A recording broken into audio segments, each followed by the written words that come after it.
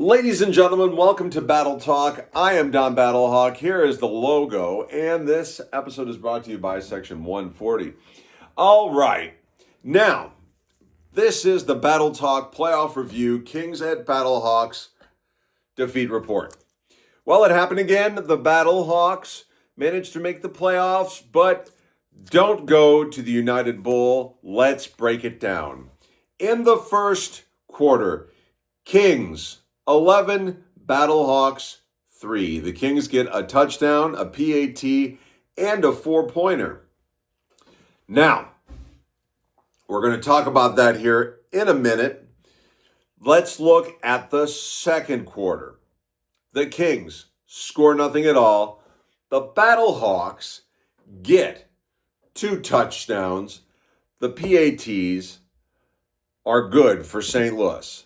So, at the end of the half, it is 11-17, the good guys. St. Louis wins the first half, if that only mattered, with a few things of note. The Kings got that 4-pointer in the first quarter. Like I said, no one getting a single 4-pointer has ever beaten the Battlehawks in the Dome when they have done that. But stay tuned. Now, after the half, if you look on X, under @DonBattlehawks, really fun and funny halftime report. It's still good, even though you still go watch that stuff. All right? They came back from the half. The Kings get a touchdown in the third quarter and the PAT. Battlehawks fail to execute at the end zone. They get 3 points. All right. St. Louis still in the lead after 3. The D lets one get through, but holds its own. The O fails to score a touchdown. We're still good. We still have a chance. The mood is still high. They didn't really get us too quiet at any point in the game. Maybe a little towards the end. Fourth quarter.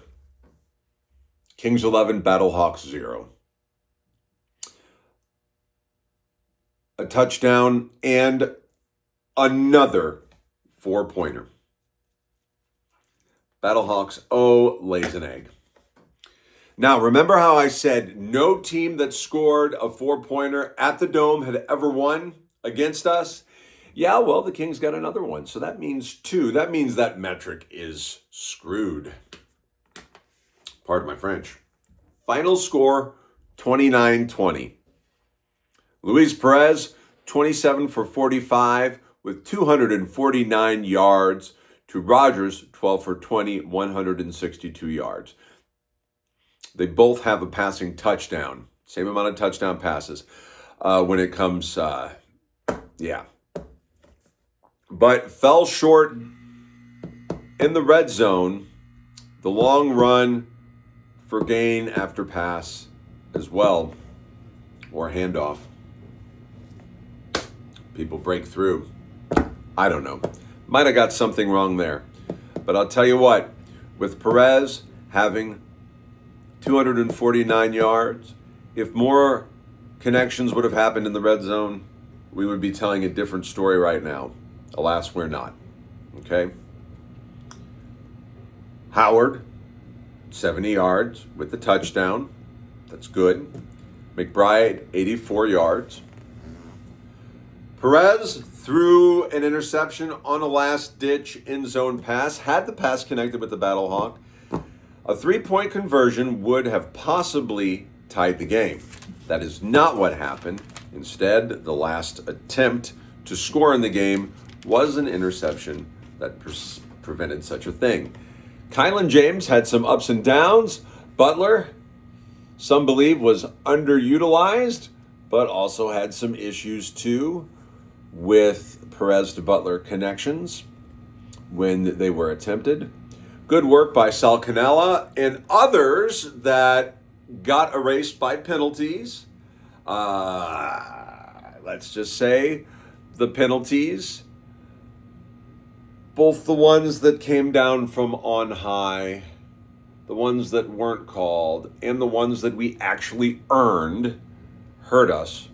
The ones that we actually earned hurt us more than anything from the booth.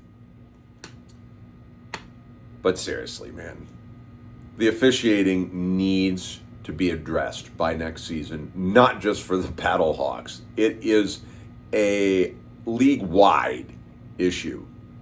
Now, the D, Feeney with a sack,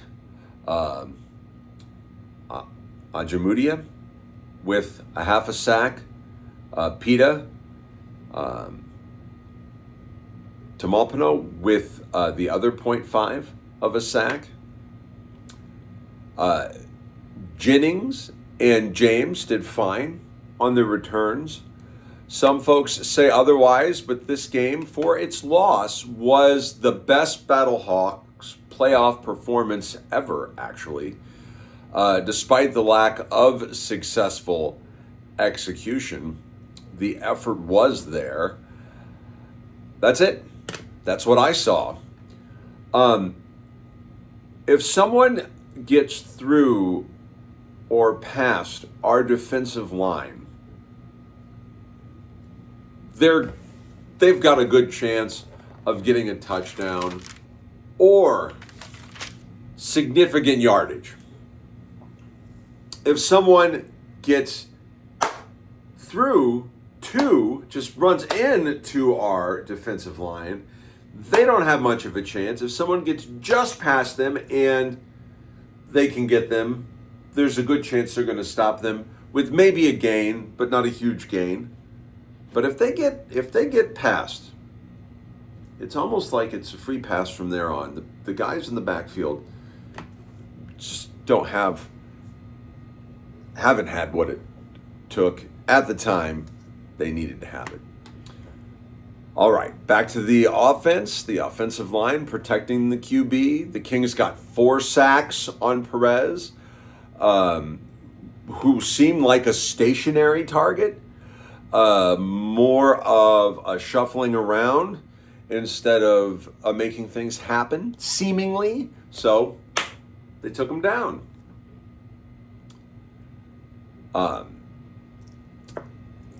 Did the Battlehawks choke? That's a big question. A lot of people like to say the Battlehawks choke in the playoffs. Well, they certainly lost the lead and didn't get it back. All right. Yet, to say they choked takes away from the play of Rogers, Wheeler, Robinson, Winstead, Gill, Stokes, Phelps, Bell, Grziak, and Tanner Brown in his 2 60-yard field goals. Yet it was a winnable game. It was a winnable game, so you take your pick. They choked or they were outplayed. I say they were outplayed.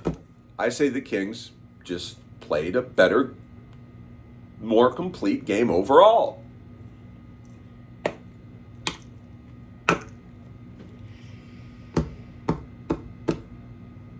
Yeah, that's it.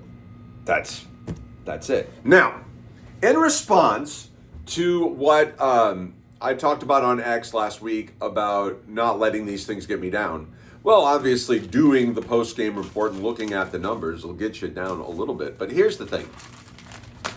And it rang true this time. I have a hard time staying down when I'm hanging around and talking with other fans. And I had great conversation with other fans after the loss that called me out and wanted to talk to me, and yeah, so it's true. I actually had a good time after the game. Now, I was going to do something else, but I will get into this in another episode because this is running long, but this is really cool and I can't wait to show you. I am Don Battlehawk. I am looking forward to next season, but Battle Talk doesn't stop, it keeps going. We've got some more stuff through this week. I posted on X. I want to do various things this week. and I will. So there you go. I will see you tomorrow.